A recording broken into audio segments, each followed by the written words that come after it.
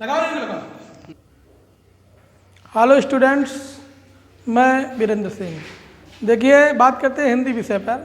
जैसा कि हमारा टॉपिक चल रहा है भरत महिमा। भरत महिमा में अगला टॉपिक आया है दोहावली। दोहावली हम पढ़ते हैं। देखिए, लिखा है हरो चरई तापई भरत और फरे पसारई हाथ, तुलसी स्वारत मीत सब परमारत रघुनाथ। देखिए, कवि ने कहा है कि हरो चरई। हरो चरई का मतलब है कि जिस समय वृक्ष हरे भरे होते हैं, जिस समय वृक्ष हरे भरे होते हैं तो उस समय पशु पक्षी उनको चर जाते हैं। और तापई भरत, और जब वृक्ष सूख जाते हैं तो मनुष्य उनको तापने के काम में प्रयोग करते हैं। अर्थात जब वृक्ष सूख जाते हैं तो लोग उनको ईंधन के रूप में जलाने लगते हैं, तापने लगते हैं। और पारे पसारी हाथ, जिस समय वृक्षों में फल लगते हैं तो मनुष्य हाथ फैला करके उन्हें फल को तोड़ लेता है। तुलसी स्वारत मीत सब परमारत रघुनाथ।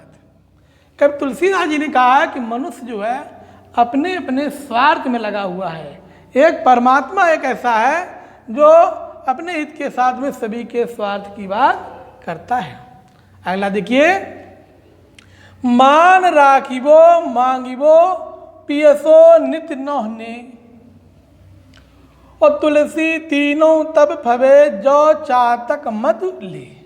मान राखिबो का मतलब है सम्मान रखना। मान राखिबो का मतलब है सम्मान रखना। मांगिबो माने मांगना।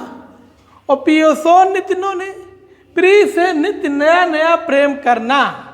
तुलसी तीनों तब हवे। तुलसीदास जी ने कहा तीनों बातें तब शोभा देती हैं जो चातक मत ले, जब चातक नाम के पक्षी के सिद्धांत को अपनाया जाए। नहीं जाचत नहीं संग्रही शीस नाई नहीं ले, और ऐसे मानी मांगने ही को बारिद बिन दे। चातक नाम का जो पक्षी है किसी से कोई वस्तु की इच्छा जागृत नहीं करता है, और मिल जाने पर इकट्ठा भी नहीं करता है, और शीश नाई नहीं ले, सिर झुका करके नहीं लेता है। और ऐसे मानी मांगने ही को बारिद बिंदे, ऐसे स्वाभिमानी चातक नाम के पक्षी को बादल के सिवा और कौन दे सकता है। वो स्वाति नक्षत्र की बूंद को मांगता है। ऊपर कहीं और मुंह किए रहता है, जब पानी बरसता है तो उसके बूंद मुंह में गिरती है और उसको शांति मिल जाती है।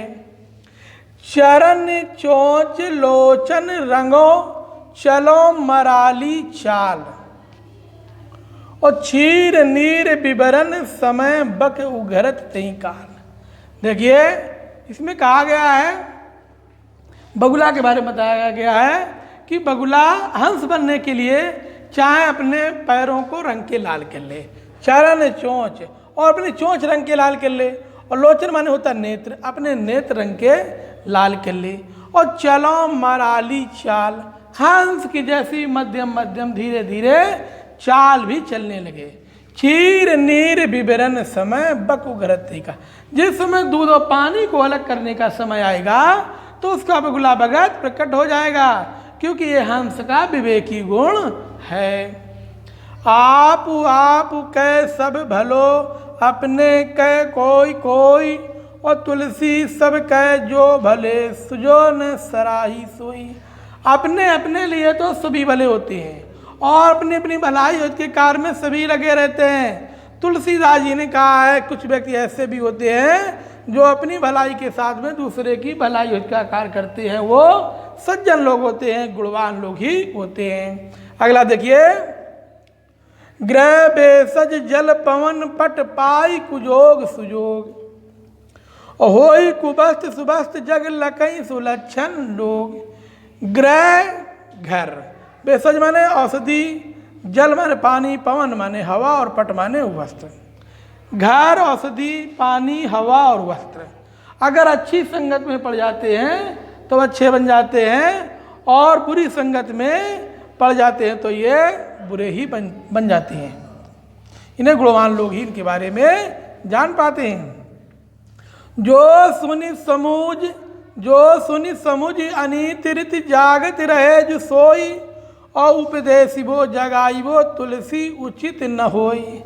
जो व्यक्ति सुनकर समझकर जानबूझकर अनित रीत के कार्यों में लगा रहता है और जागते रहने पर भी सोने का बहाना बनाए हुए है, कभी तुलसीदास जी ने कहा है कि ऐसे व्यक्ति को उपदेश देना जगाना तो हमारे लिए व्यर्थ है।